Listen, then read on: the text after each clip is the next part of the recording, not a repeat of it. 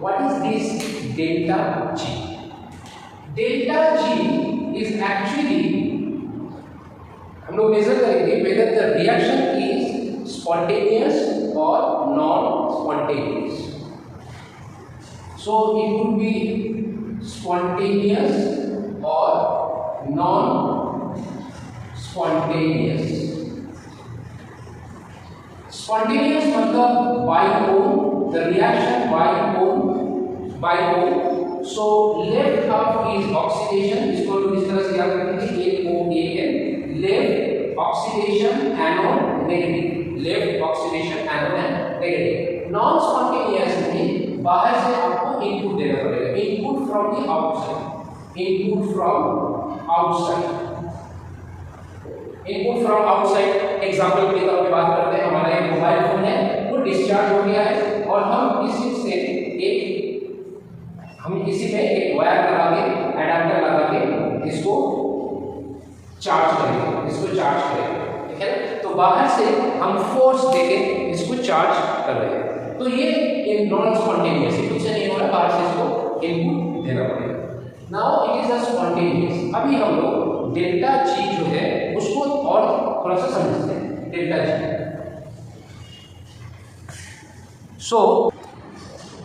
तो delta G को हम लोग समझते हैं। Delta G is equals to delta H, ठीक है, delta H minus T delta S. एक करके समझ लेते हैं। दिस इज बेसिकली एंथैल्पी, इसके बारे में बाद में हम लोग बात करेंगे। एंथैल्पी जो मेन पार्ट है उसी को पहले हम समझ लेते हैं। Delta S is entropy. Entropy का मतलब है measurement of the disorderness of the system. क्या है? Measurement of disorderness of system. What is that? समझ लेते हैं, देखिए बहुत आसान हो जाएगा।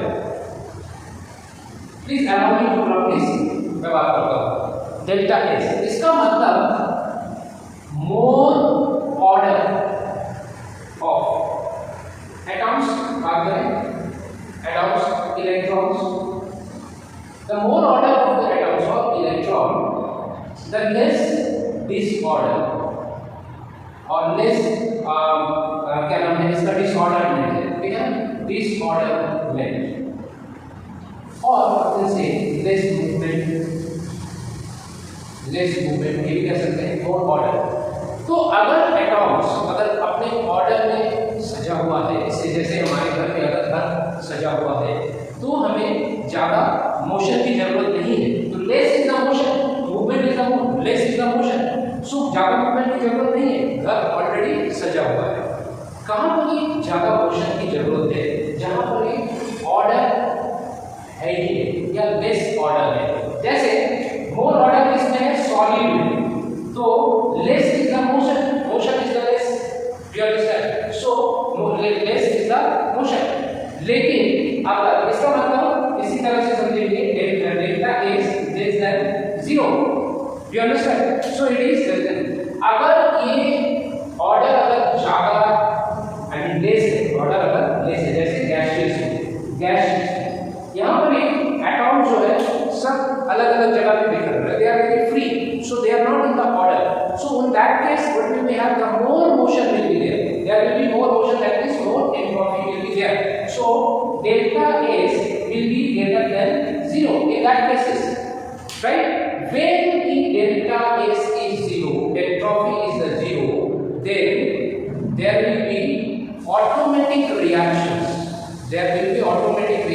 no force from outside is given, the reaction will be spontaneous. So the reaction will be spontaneous. So therefore delta G will be less than 0. So therefore delta G will be less than 0. That means if the delta S is greater than 0, the delta G is less than 0. That means there is a spontaneous reaction will be 0. फिर से एक बार सुनिए, अगर order में है electrons या atoms अपने order में है, तो मूवमेंट लेस होगा। जब मूवमेंट लेस होगा तो रिएक्शन भी कम होगा। तो रिएक्शन कम होगा तो स्पॉन्टेनियस नहीं हो रहा है, रिएक्शन ऑक्सीडेशन तो नहीं होगा वहां पर जैसे सॉलिड में होता है। लेकिन अगर ये गैस या लिक्विड में है, गैसियस या लिक्विड में है, तो उस कंडीशन में एटॉम्स अरेंजमेंट में नहीं है, यानी कि order is the less. When order is less the movement of the electrons और atoms are very high to very high. अब उस कंडीशन में इसका मतलब है delta S will be 0, entropy will be greater than 0। अगर एंट्रोपी ग्रेटर देन 0 है इसका मतलब है डेल्टा जी जो है वो लेस देन 0। लेस देन 0 का मतलब क्या है कि reaction is spontaneous, reaction is spontaneous. In that cases, in another cases I will say if delta G is greater than 0 then what will happen? There is no reaction. क्यों नहीं reaction? Because delta S is then less than 0. In that case delta S is less than 0, that means there is no movement. Entropy is no movement. मैंने पहले बताया entropy मतलब क्या है? Measurement of the movement or the disorderliness of the system, or in one other word measurement of the movement. So there is no movement actually because there is an order. So अगर order है इसका मतलब है delta G greater than 0 है, so there is no spontaneous reaction. Hopefully ये इतना समझ में आ गया। अगर आपको कोई डाउट है तो आप कमेंट्स में बताएं, I will clear it. Now coming to measurement और हमारा फॉर्मूला में बात करते हैं। Now let us come to this another formula which is called electromotive forces, EMF. Now EMF, अच्छा उससे पहले क्या हम लोग एक छोटा सा एग्जांपल दे सकते हैं डेल्टा जी के ऊपर। जैसे delta G if less than 0, इसका एग्जांपल हम लोग ले सकते हैं रास्टिंग।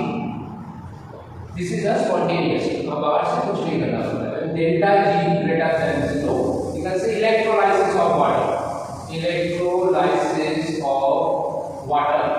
So if it is electrolysis of water, in that case we have to give input from the outside. Now EMF, electromotive forces, हम लोग इसको कैसे define करेंगे? It is always minus. It is always minus n f e से. Now electromotive forces, this is AF and the essence, right? So in that cases, what is the n? Number of electrons. N is the number of electrons. F is the Faraday's constant. Faraday's constant, which is we know 96500 kilojoule. And now coming to the E cell. So we have to find out the E cell जो volt में होता है generally, electron deficiency और you can say electron measurement जो generally हम लोग volt में करते हैं। सो इस सेल को हमें फाइंड करना है। तो इसमें से इस तरह से हम निकाल सकते हैं कि ईएमएफ जो है वो इस तरह से हम निकालेंगे। Let us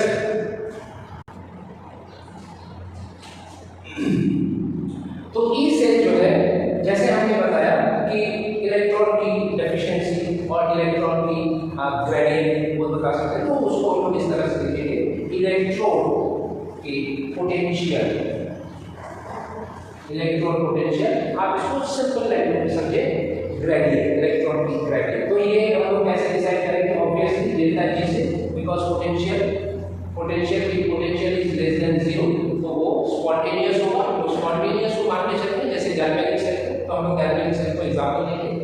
in this case n is 2 electron, n is 2 electron। Faraday's laws क्या होगा? 96500 किलोजूल। एंड डेल्टा जी या इसकी वोल्ट कितनी होगी? मैंने पहले बताया था 1.10 वोल्ट होगा। इसका होगा, अच्छा इसको लिखते हैं डेल्टा जी। ये मैंने स्टार्टिंग में बताया था आपको 1.10 वोल्ट होगा इसका, यानी कि इलेक्ट्रॉन पोटेंशियल जो है वो 1.10 वोल्ट। तो ईएमएफ कितना होगा? ऑब्वियसली 2 into 96500 into 1.10 वोल्ट अगर होगा तो आप इसको कैलकुलेट कर सकते हैं, खुद से भी कैलकुलेट कर सकते हैं। खुद से भी आप कैलकुलेट करके देख सकते हैं कि ये कितना आएगा। 213 पॉइंट, मैं थोड़ा सा कैलकुलेट कर लेता हूँ।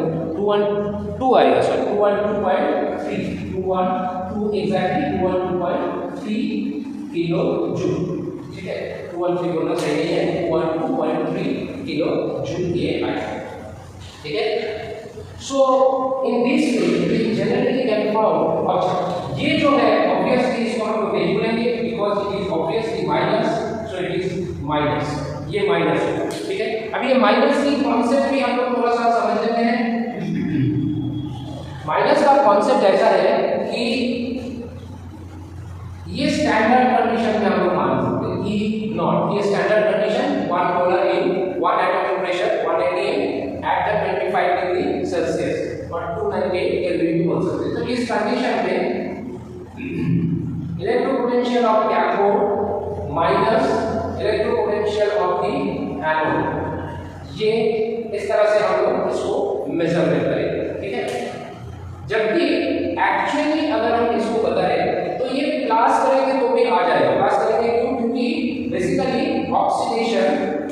Oxidation potential minus the reduction potential अगर करेंगे, आप भी करेंगे, तो oxidation potential is actually the reduction potential, so reduction potential इसकी क्लास करके, अब फिर से समझाता हूं, ये रिडक्शन पोटेंशियल अगर माइनस है, इसके माइनस में है, तो आखिर में ये क्लास में हो जाता है, पर ठीक है।